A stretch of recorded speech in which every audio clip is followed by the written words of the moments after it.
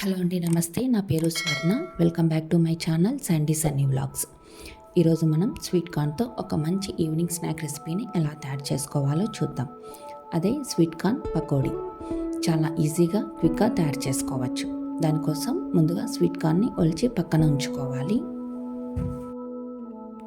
ఇప్పుడు ఒక మిక్సీ జార్లోకి స్వీట్ కార్న్ తీసుకోవాలి. అలాగే వాటితో పాటు కొద్దిగా పచ్చిమిర్చి, వెల్లుల్లి, అల్లం ముక్క కూడా వేసుకొని రుచికి తగ్గట్టుగా ఉప్పు వేసుకొని గ్రైండ్ చేసుకోవాలి.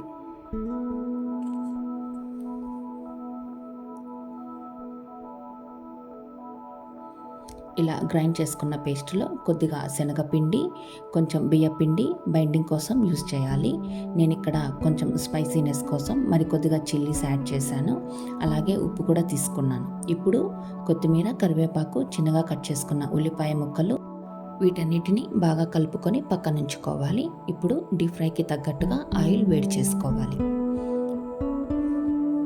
ఆయిల్ బాగా వేడయ్యాక మంటని పూర్తిగా సిమ్లో ఉంచుకొని వీటిని పకోడీలాగా వేసుకోవాలి. మీకు ఇష్టమైతే వడలాగా కూడా వేసుకోవచ్చు. ఇలా అన్నిటినీ వేసుకొని మంటని మీడియం ఫ్లేమ్లో ఉంచుకొని మంచి గోల్డెన్ బ్రౌన్ కలర్ వచ్చే వరకు వేయించుకోవాలి.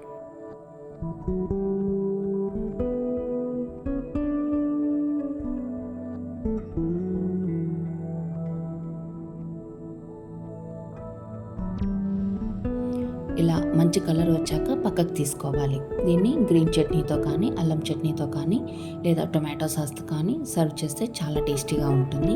ఈవినింగ్ టీ టైం స్నాక్స్కి చాలా బాగుంటుంది. ఇంకెందుకు ఆలస్యం, మీరు కూడా ట్రై చేసి ఎలా వచ్చిందో కామెంట్ సెక్షన్లో నాతో షేర్ చేసుకోండి.